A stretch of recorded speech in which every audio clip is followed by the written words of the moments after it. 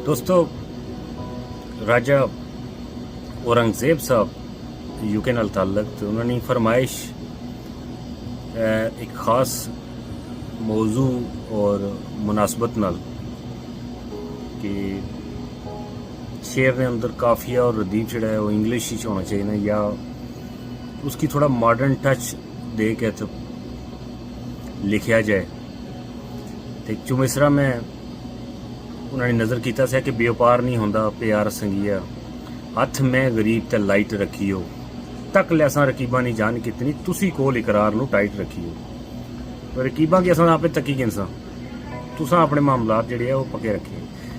गुड्डी प्यार नहीं कदी कटावियो, ना पक्की डोर नाल बन के काइट रखिए। गुड्डी प्यार नहीं कदी कटावियो, ना पक्की डोर नाल बन के काइट रखियो। Anjum don't forget me not जाना, तुसा ना भुलिए अपनी सोच नू मेरे वाल राइट रखियो। तो एक और चो मिसरा मेरे जहन च आ गया, मैं उन्होंने नज़र करना कि गम मेरे कलेजे नू नोचदे रहे,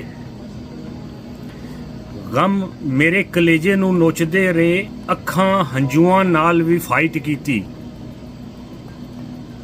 वैरी पुछदे रहे बहु सुक गए हो, असां दसदे रहे जे डाइट कीती। गम मेरे कलेजे नू नोचदे रहे, अखां हंजुआं नाल भी फाइट कीती। वैरी पुछदे रहे बहु सुक गए हो, असां दसदे रहे जे डाइट कीती। अग इश्कै नहीं लाई ते यार मेरे, साडे नाल नहीं तुसां ने राइट कीती। ताड़ी दीद लई बचे हुण साह थोड़े, कमिंग कमिंग विच अंजम ने नाइट कीती।